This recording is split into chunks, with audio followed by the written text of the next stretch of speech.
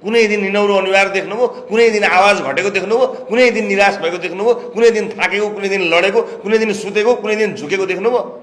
सुत्दैन, थाक्दिन, लड्दिन, ढुक्क हुनु होला। त्यसमा यहाँहरूले चिन्ता गर्नै पर्दैन। मैले भनिहालेँ, विषको कुण्डमा जति पटक मलाई चोपले पनि मैले ननिल्दासम्म त्यसले मलाई असर गर्दैन। मैले निलेको छैन कुनै हालतमा, जति कोसिस गरे पनि। अभियानलाई अगाडि चाल्ने चालक सिटमा, यो ड्राइभिङ सिटमा मैले बस्ने सौभाग्य पाएको छु।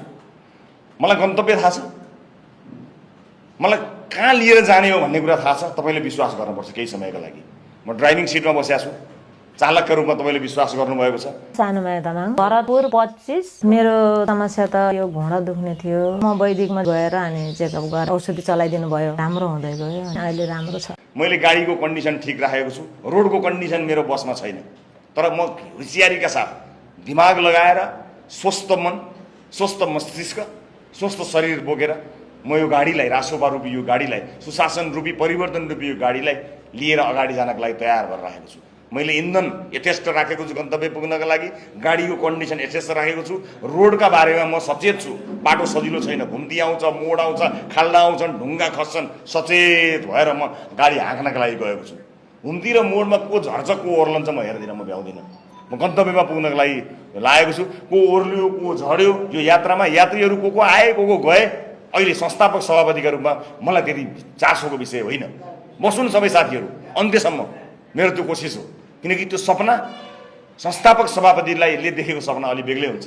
चलाइरहेको पार्टीभित्र म आइपुगेको सभापति होइन, सपना बोकेर यो पार्टी स्थापना गर्न, दर्ता गर्न गएको संस्थापक सभापति भएको हुनाले एउटा सपना छ। त्यो सपना सबैले देखेका छन्। म ड्राइभिङ सिटमा बसेको छु, कन्डिसन ठिक राख्छु, इन्धन सही राख्छु, बाटोमा ध्यान दिन्छु, अप्ठ्याराहरूमा ध्यान दिन्छु। तर मोडमा, घुम्तीमा को चढ्यो, को ओर्लियो म अहिले हेर्दिनँ। पार्टीलाई गन्तव्यमा पुर्याएर देशको नम्बर 1 पार्टी बनाएपछि, पार्किङ गरेपछि म फर्केर हेर्छु। फर्केर हेर्दा एकजना मात्र बाँकी रहेछ भने नि मलाई पर्याप्त हुन्छ। म त्यही एकजनाको विश्वासमा अगाडि बढ्न तयार छु। यस्तै हो यात्रा। यात्रा यस्तै हो। आफ्नो इमान छोड्नु हुँदैन, आफ्नो गन्तव्य छोड्नु हुँदैन।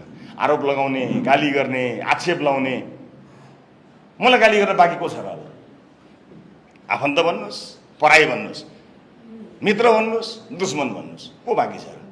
बेलुका एउटा टेलिभिजन प्रोग्राममा गएर गाली गर्ने, म रविलाई गाली गर्छु भने चाहिँ आइज भनेर बोलाइहाल्छ। पत्रिकामा रविलाई गाली गर्नु छ भने यत्रो फोटो हालिदिएर छाप दिइहाल्छन्। के टेन्सन छ र? पत्रिका, टेलिभिजन मैले देखिसकेँ हो। म टेलिभिजन हेरेर बाटो तय गर्ने मान्छे होइन। टेलिभिजनमै काम गर्नु थियो त म ती गरिहाल्थेँ नि। अब देशको गन्तव्य कसरी अगाडि लिएर जाने, देशलाई कुन बाटोमा लिएर जाने र यो परिवर्तनको यो झिल्कोलाई, यसलाई कसरी अगाडि लिएर जाने भन्ने बाटोमा स्पष्ट मार्गचित्रका साथ हामी अगाडि